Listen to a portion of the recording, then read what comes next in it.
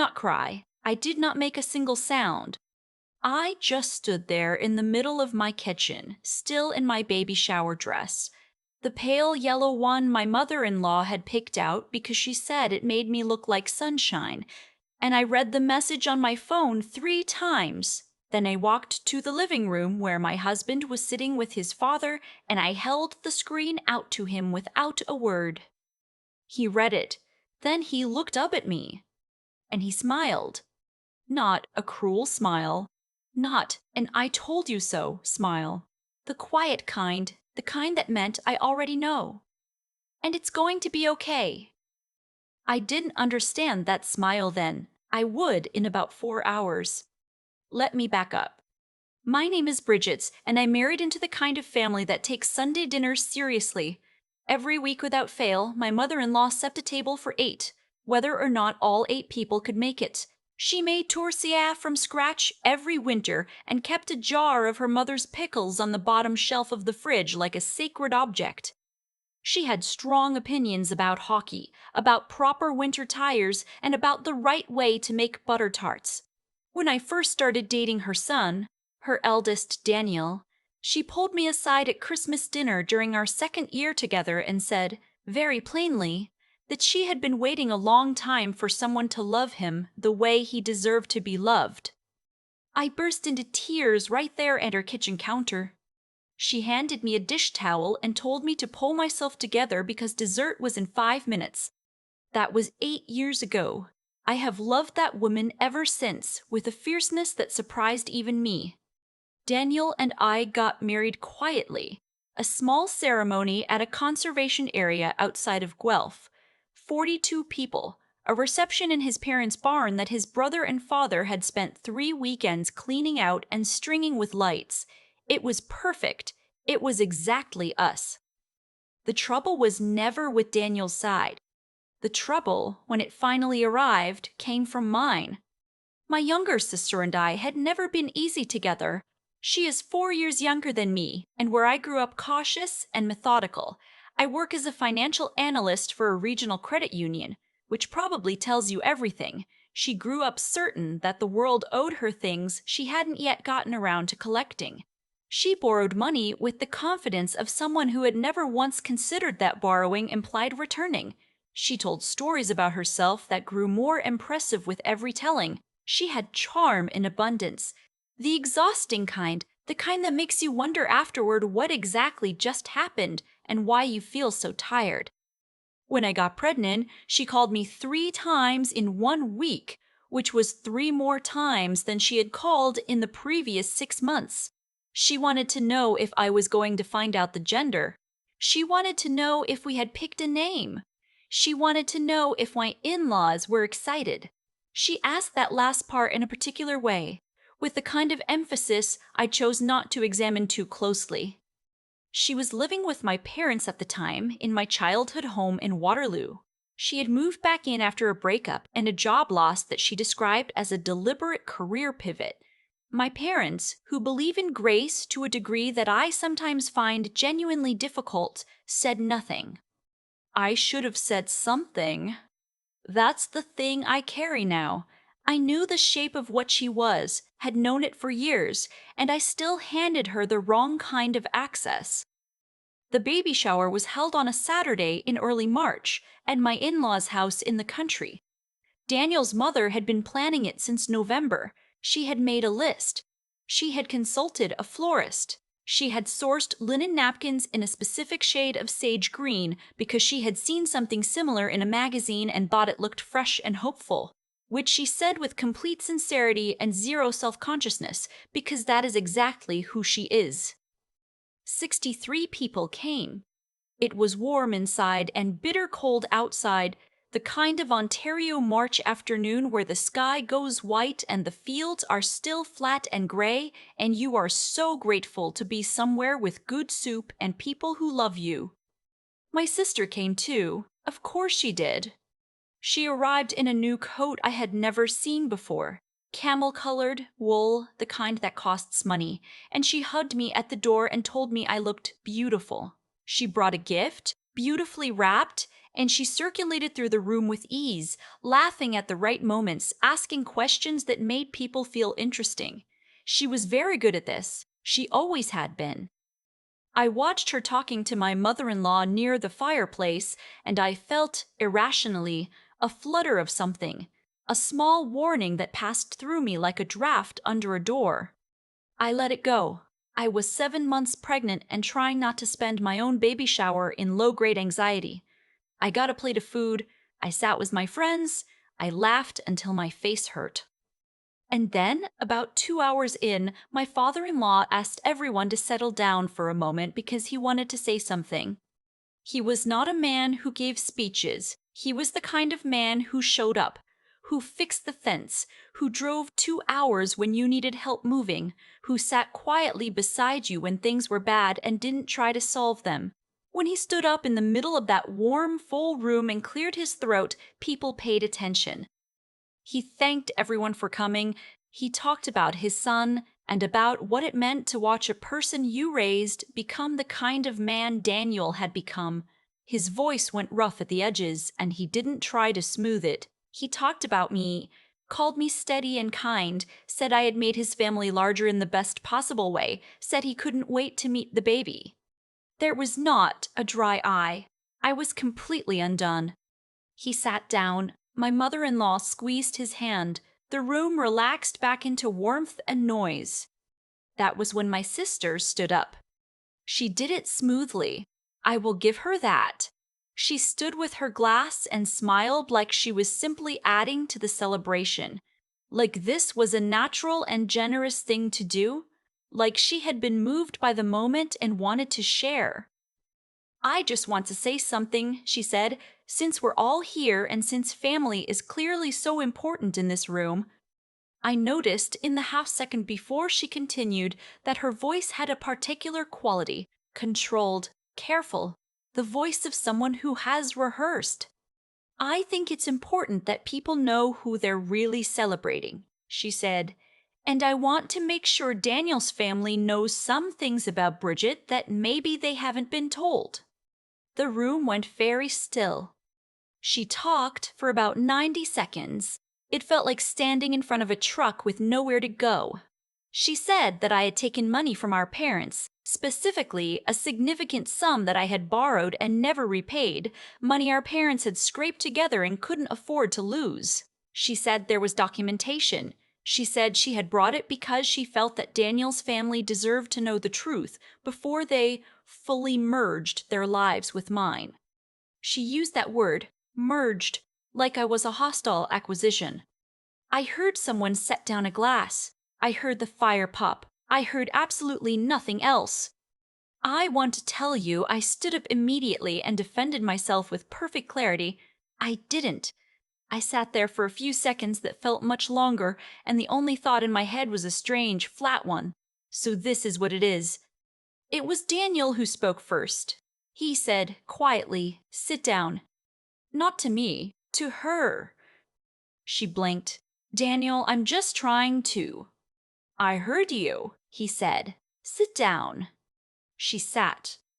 And then my father-in-law said, in the same calm, unhurried voice he used for everything, "I'd like to see that documentation."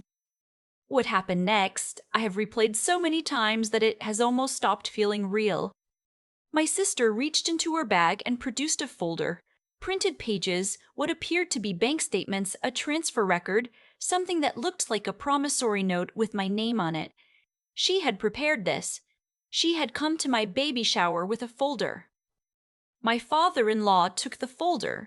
He put on his reading glasses, the pair he kept in his shirt pocket, and he sat down and he read. My father-in-law had spent 31 years working for the Canada Revenue Agency. He retired as a senior auditor.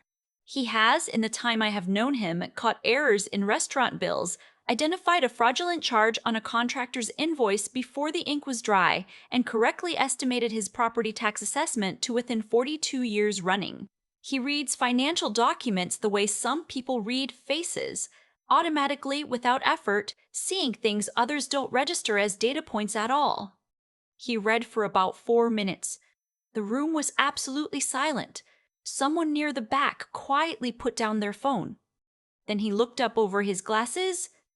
"This transfer," he said, pointing to one of the pages. "The account number here is 8 digits." My sister waited. "Ontario bank account numbers aren't 8 digits," he said. A pause. "This promissory note is dated a Tuesday," he continued, flipping to the next page. "The notary stamp is dated the following Monday. Documents don't get notarized before they're signed." Another pause. He turned to the third page. "And this letterhead," he said, "uses a postal code format that doesn't exist in Waterloo region." He closed the folder. He took off his glasses. He set both items on the table in front of him with the deliberate care of someone who has learned over a very long career that the moment right before you say something important is the moment that matters most. "These are fabricated," he said. My sister's face did something I don't have a word for. It wasn't guilt. I don't think she got there. It was more like miscalculation. The expression of someone who built a plan around assumptions that just collapsed.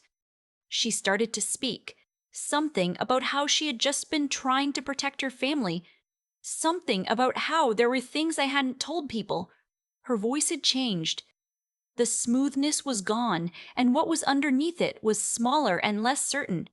My mother-in-law stood up. She is 5'3" and she makes tortilla from scratch, and she once drove through a blizzard to sit with a friend whose husband had just died because she didn't want her to be alone.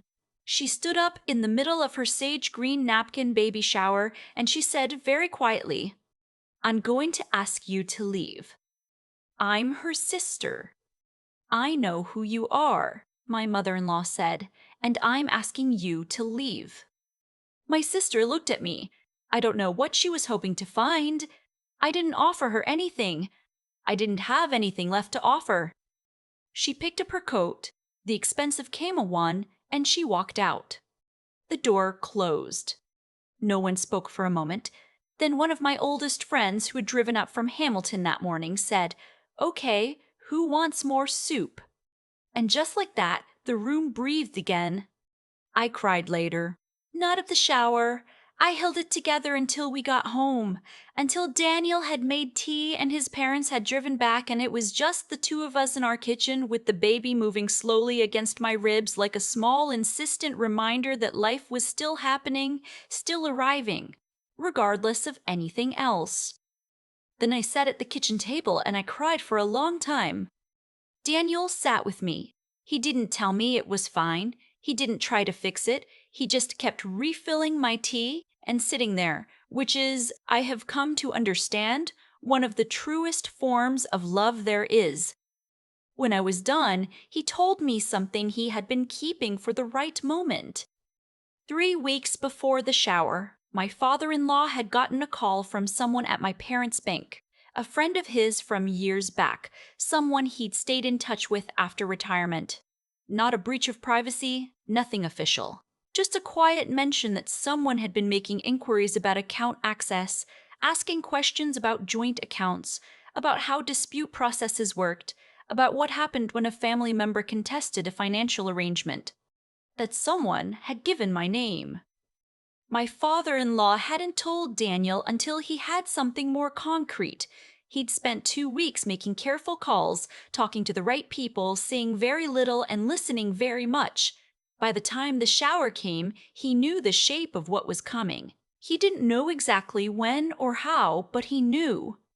That's what Daniel's smile had meant. There in the living room when I showed him the message she'd sent me that morning, an advance notice of sorts, a message that said only, "I think Daniel's family deserves to know some things. I'm doing this for you, Bridget. You'll understand." He had been waiting. He had been ready. My sister did not come to the hospital when the baby was born. She sent a message 3 days later that read like something she had asked someone else to write. Measured, vaguely apologetic, not actually apologetic at all. I read it once and set my phone down and went back to learning how to nurse a newborn, which is difficult and demanding and more real than anything she has ever sent me. My parents, when they found out what had happened, the full version, not her version, went very quiet. My mother called me and cried. My father didn't call for a week, and when he did, he talked about the weather, and then, near the end, said, "I'm sorry we let this go on as long as we did." That was all. It was enough. My sister moved out of their house in April.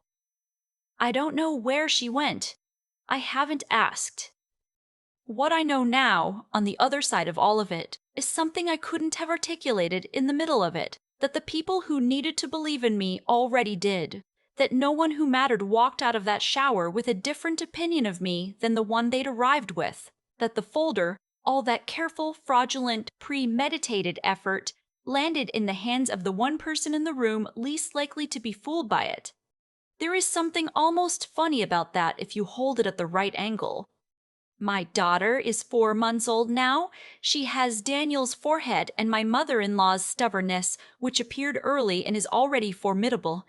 Every Sunday we drive out to the country for dinner. My father-in-law holds her like she is something he has been waiting a long time to hold. My mother-in-law makes faces at her until she laughs, and then makes the faces again because she has decided that baby laughter is the correct background noise for a kitchen. I watch this every week, and I think this is what was worth protecting. Not my reputation, not the record, not even the moment when the folder got set down on the table and the truth became undeniable. Just this: Sunday dinner, the smell of something good on the stove, my daughter laughing at her grandmother's face, my husband's hand finding mine under the table without either of us having to reach very far. That's the whole of it. That's what she was trying to take, and that's what she couldn't touch. I've thought a lot about what my sister actually believed going into that day. I think she believed that confidence was the same thing as being right. That if you walked in with a folder and a steady voice and a coat that cost real money, people would accept the version of events you handed them. She had spent years operating on that assumption, borrowing against it, living off it, and for a long time it had mostly worked. What she didn't account for was my father-in-law. And I think about that a lot too. Not with satisfaction, exactly. More with a kind of quiet awe at how the thing she chose to bring into that room was the precise thing most likely to expose her. She built her plan around documents. She brought it to a man who had spent 3 decades reading documents for a living, who had caught errors that teams of professionals had missed, who retired not because he lost his edge, but because he had earned the right to spend his Sundays holding his grandchildren instead. She handed him fabricated paperwork and waited for the room to shift against me. It didn't shift. There's a version of that afternoon I used to replay, where I was the one who stood up and dismantled her argument, who had the perfect words ready, who handled it with visible grace. That's not what happened. What happened was that I sat there, stunned and silent, while the people who actually knew me did what people who actually know you do. They stayed steady. They looked at the evidence. They said the true thing out loud. I didn't earn that by being loud. I earned it, I think, by being consistent, by showing up the same way every time, by not pretending to be something I wasn't when it would have been easier to embellish, by telling my in-laws hard things about my family early on rather than letting them find out sideways later. There's a kind of integrity that isn't dramatic. It doesn't announce itself. It just accumulates quietly over years until the moment someone tries to contradict it, and the people around you already know the answer without having to think. That's what I want my daughter to understand someday when she's old enough for it to mean something.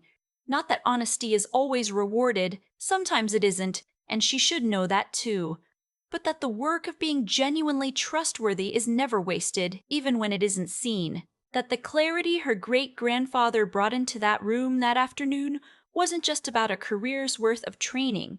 It was about a lifetime of caring enough to pay attention, to be rigorous, to not let things slide because it was easier. Intelligence in service of nothing is just cleverness. He used what he knew to protect someone he loved. And my husband, I come back to that smile. He knew what was coming, and he didn't warn me because he didn't want me to carry the weight of it through the weeks before. He held it for me instead. That's its own kind of strength, the kind that doesn't need to be recognized to be real, that shows up without being asked, that stays. I don't know exactly where my sister is now. I hope she finds something steadier to stand on than other people's reputations. I hope she figures out, before it costs her too much more, that shortcuts built on borrowed credibility always come due. But mostly, I try not to think about her. I think about Sunday dinners. I think about my daughter laughing. I think about the folder sitting closed on the table, and my father-in-law's glasses in his shirt pocket, and the room breathing again. That's the whole inheritance I want to pass on. Show up honestly, think carefully, hold steady when it matters. The rest tends to take care of itself.